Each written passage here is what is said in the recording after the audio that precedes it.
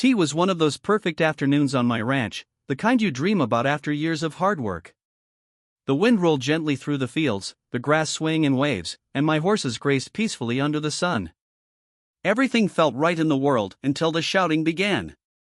I stepped outside my farmhouse to find Karen, the self-proclaimed queen of our HOA, standing at my gate. Her arms were crossed tightly, her face flushed red with anger, and her designer sunglasses perched on top of her head like a crown. It was clear she had come over for an argument. "You can't block this road," she yelled, pointing her manicured finger at me. "I've been using this shortcut for years. You can't just shut it down." I sighed, already regretting this confrontation. "Karen, this is private property. It's my land, and I'm within my rights to put up a gate and stop trespassers." Her eyes narrowed, and she scoffed. "That's ridiculous. This is an HOA community, and I say the road stays open." I raised an eyebrow. "Last I checked, you don't own my land, and my ranch is outside of HOA jurisdiction." That was the truth. My ranch bordered the neighborhood, but it had never been part of their HOA. I had deliberately chosen this land to avoid nonsense like this. But Karen, in her entitled mindset, had been using my private road as a shortcut for years. I'd finally had enough a few weeks ago and installed a lock gate with clear "no trespassing" signs. I thought that would put an end to it. Apparently, I was wrong. Karen's face contorted with frustration. "You're trying to isolate me from the neighborhood.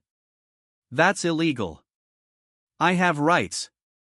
I couldn't help but point out, "You have a perfectly good road out of the neighborhood. You just don't want to take the longer route." "This isn't about that," she snapped. "This is about principle. I'm calling the cops."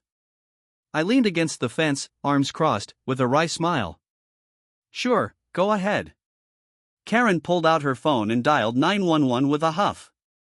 "Yes, I need officers immediately," she barked into the phone. "Some man is blocking a public road we've been using for years. He's acting aggressive." There it was, the accusation of aggression. I knew Karen had a tendency to exaggerate, but this was something else. I watched as she smugly waited for the sirens to come. 15 minutes later, the distant sound of sirens broke the calm. 2 squad cars pulled up, and Karen turned to me with that smug grin again. "Now you're in trouble," she whispered, crossing her arms. But then the officers got out. Their serious faces softened as they saw me. One of them, Officer Reynolds, stopped dead in his tracks. "Detective Miller?" he asked, clearly surprised. "Hey, Reynolds," I said casually. "Sorry you had to come all the way out here." Martinez, the other officer, chuckled. "You know Karen?" "Unfortunately," I replied. "We've had complaints from her before," Martinez added. "Last time she tried to find someone for painting his hoe."